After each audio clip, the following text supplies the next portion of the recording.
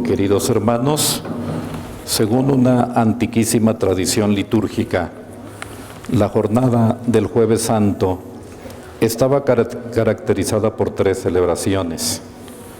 La celebración propenitentes por la mañana del jueves, y eran todos aquellos pecadores que después de un proceso largo de conversión aprovechaban la Cuaresma para culminar ese proceso de conversión y el jueves por la mañana recibir la absolución de sus pecados y ser integrados nuevamente a la comunidad, para que así, junto con toda la comunidad, pudieran participar de la misa de la tarde-noche de la Cena del Señor, la misa in cena Domini.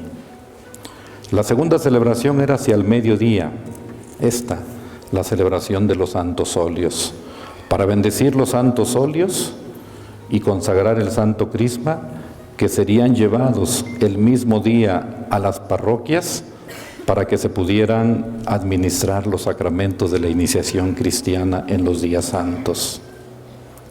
Y la tercera celebración era la celebración in cena Domini, por la tarde-noche, ya como parte del Triduo Sacro.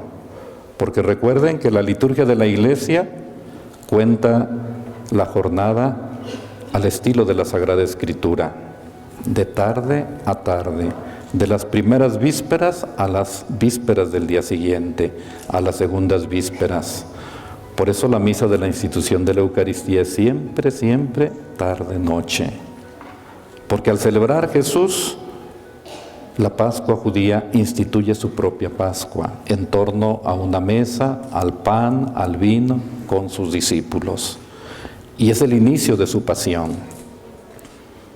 Después de la reforma litúrgica, desaparecieron dos celebraciones, una sobre todo, la misa de la mañana, y en algunas diócesis la misa del mediodía, de la bendición de los óleos y consagración del Santo Crisma, se trasladó a otra jornada, a otro día, martes santo, miércoles santo. La razón es muy sencilla, porque a partir del Papa Pablo VI, el Papa quiso que los sacerdotes renováramos nuestros compromisos sacerdotales ante la comunidad, ante los fieles a quienes servimos. Y hay diócesis con distancias muy largas, que para ir a la catedral tienen que hacer 5 o 6 horas. Tlaxcala no es el caso.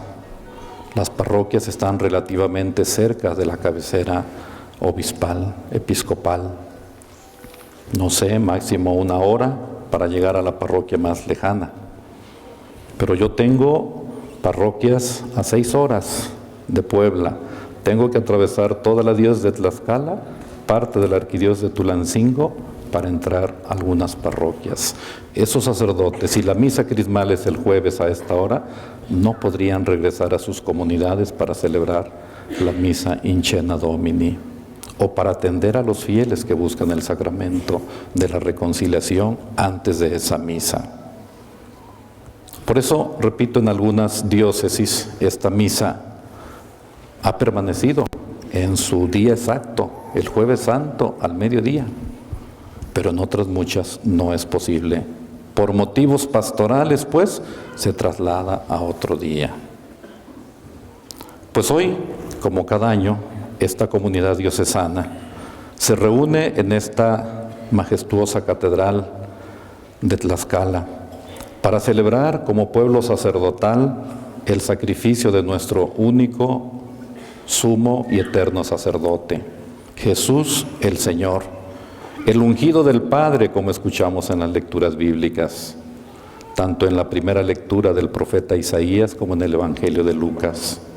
El ungido del Padre que ha hecho de nosotros un linaje de reyes, una asamblea santa, purificada con la sangre preciosa de Cristo, nuestro Cordero Pascual, que ha pagado el precio de nuestro rescate, ha entregado su vida por nuestra salvación. En efecto, esta celebración es una celebración sacerdotal, porque todos participamos del sacerdocio de Cristo. Ustedes por el bautismo, nosotros por el orden sacerdotal. Pero el único sacerdote, el verdadero sacerdote, el sumo y eterno sacerdote es Jesucristo. Nosotros participamos de ese sacerdocio y nosotros los sacerdotes, indignamente de nuestra parte, participamos del sacerdocio ministerial. Y un misterio, no sería posible el sacerdocio de Cristo entre ustedes, queridos hermanos fieles, sin el sacerdocio nuestro. Es el mismo Cristo en la persona de nosotros, repito, a pesar de nuestra indignidad, el que preside a la comunidad, el que bautiza, el que absuelve, el que celebra los sagrados misterios. Es el mismo Cristo. Por eso se habla tanto de in persona Christi. No es el sacerdote o el obispo o el diácono que está representando a Cristo. Es el mismo Cristo en la persona de Él que está presidiendo a la comunidad y santificando a la comunidad. Efectivamente, el Espíritu de Dios está sobre Jesús. Lo ha crismado para que realice la misión que el Padre le ha encomendado, a saber, llevar a todos los que sufren la buena nueva, el Evangelio de la alegría, que no es otro que Cristo mismo. El Papa, nuestro querido Papa Francisco, nos dice que tenemos todos que anunciar el Evangelio y anunciarlo con alegría. Sí, Señor, le podemos decir a Jesús, tú eres nuestra alegría, tú eres la prueba de que Dios nos ama, tú disipas las tinieblas, tú nos rescatas de la soledad del egoísmo y nos abres la dimensión del amor divino. La alegría nace en ti porque nos has revelado que somos hijos de Dios y Él no desprecia a ninguna de sus criaturas. Quiere sobre todas las cosas nuestra salvación, compartir su vida desde ahora y por toda la eternidad.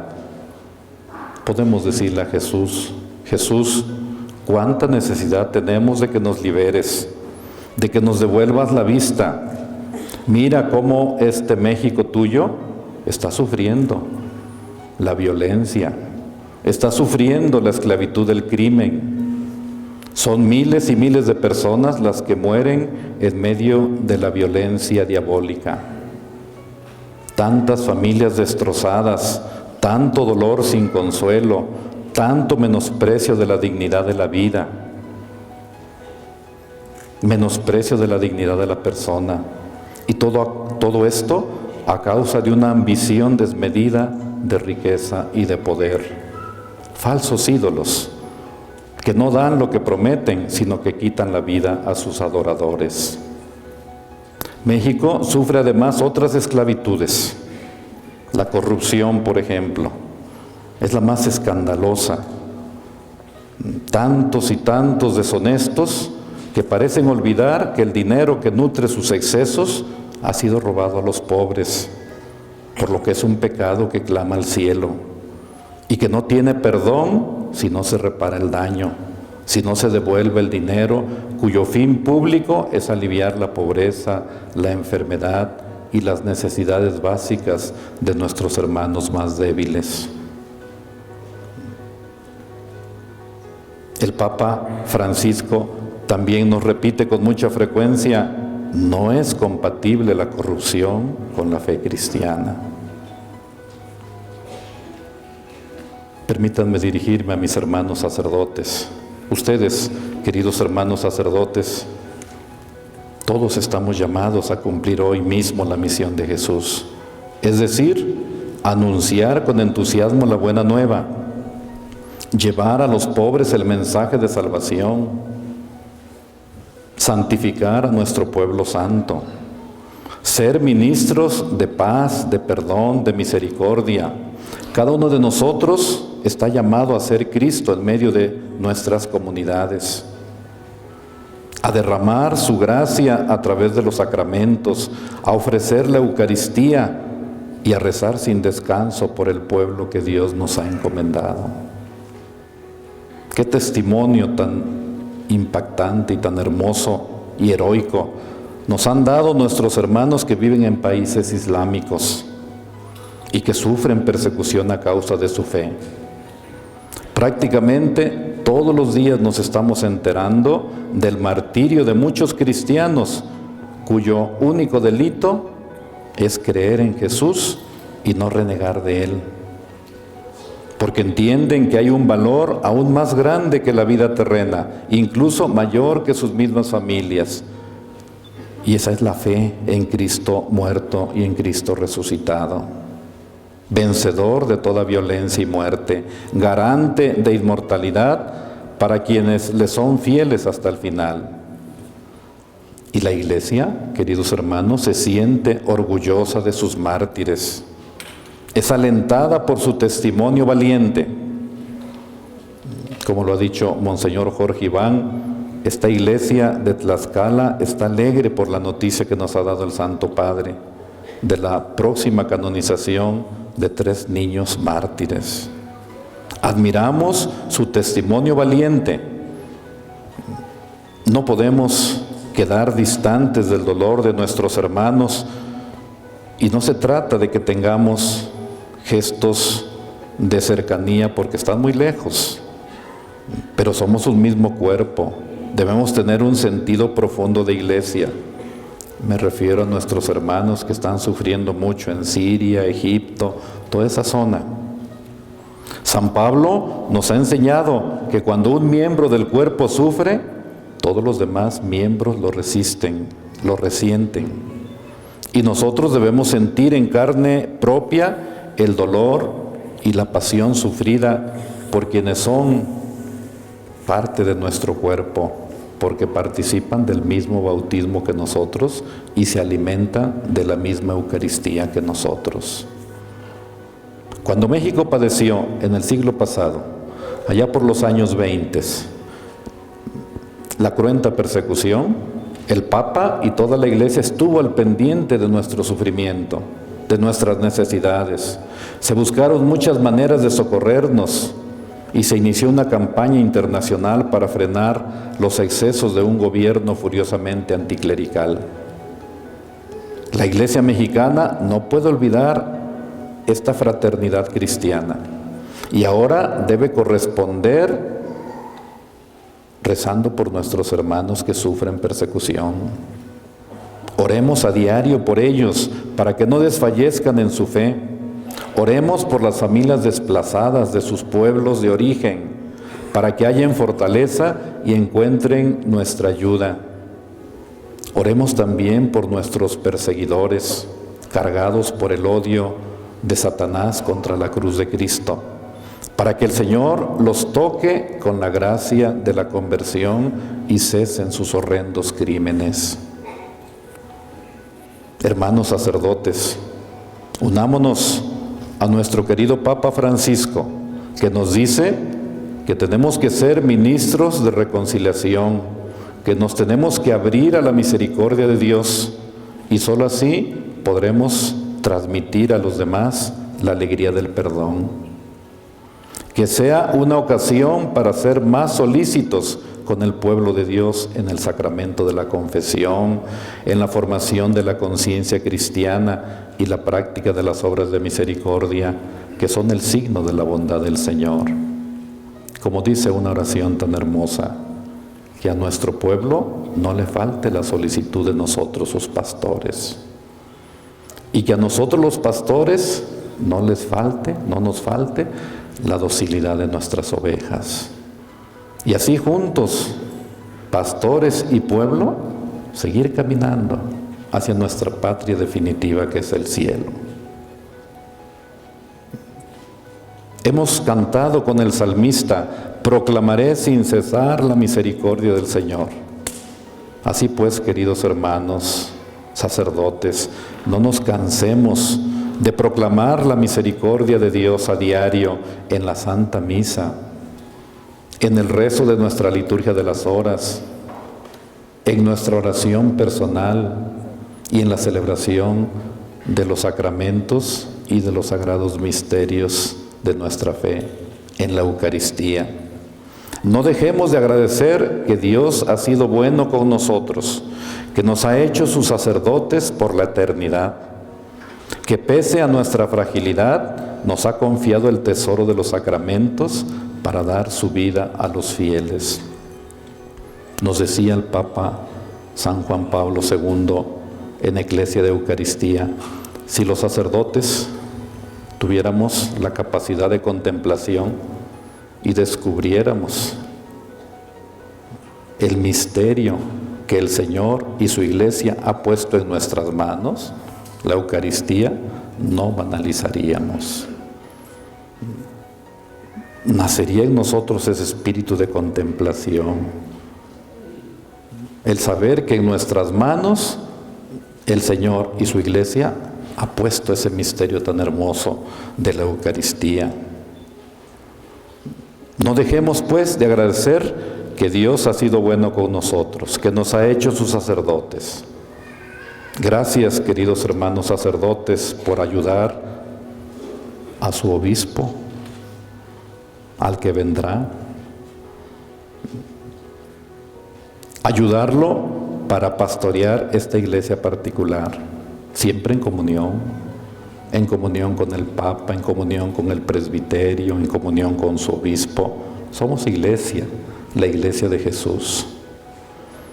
Y gracias también a ustedes, queridos laicos, que nos aman, que nos cuidan, y que en este momento serán testigos de la renovación de nuestras promesas sacerdotales y de nuestro compromiso con Jesús de apacentarlos a ustedes, nuestras ovejas. Que no le falte pues a las ovejas la solicitud de los pastores, y que no les falte a los pastores la docilidad de las ovejas. Pues esta es una celebración muy especial, muy significativa, muy hermosa. Se bendicen los santos óleos de catecúmenos, de enfermos, para ungir a quienes van a recibir la fe, para ungir a nuestros hermanos enfermitos, y el Santo Crisma para consagrar personas, objetos o lugares que se van a destinar a Dios. Cuando se consagra un altar, se unge con el Santo Crisma, porque el altar estará consagrado para la celebración de la Eucaristía. Cuando se dedica un templo, se ungen las columnas del templo con este Santo Crisma que hoy vamos a consagrar, porque este lugar se va a consagrar al culto, a la oración, a la celebración. Cuando se unge con el Santo Crisma al bautizado en la coronilla de la cabeza, es para hacerlo y consagrarlo como hijo de Dios y hijo de la Iglesia. Cuando se unge al confirmado en la frente, es para simbolizar que está marcado para Cristo, que está señalado para Cristo, que ya es de Cristo.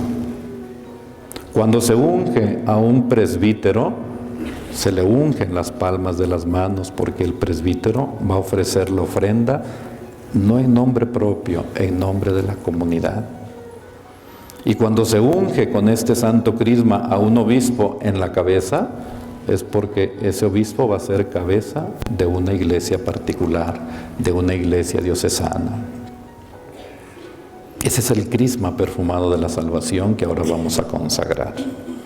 Y esos son los santos óleos que ahora vamos a bendecir, para que los sacerdotes con sus laicos los lleven, inclusive, como sé que lo hacen algunos de ustedes, procesionalmente a sus comunidades.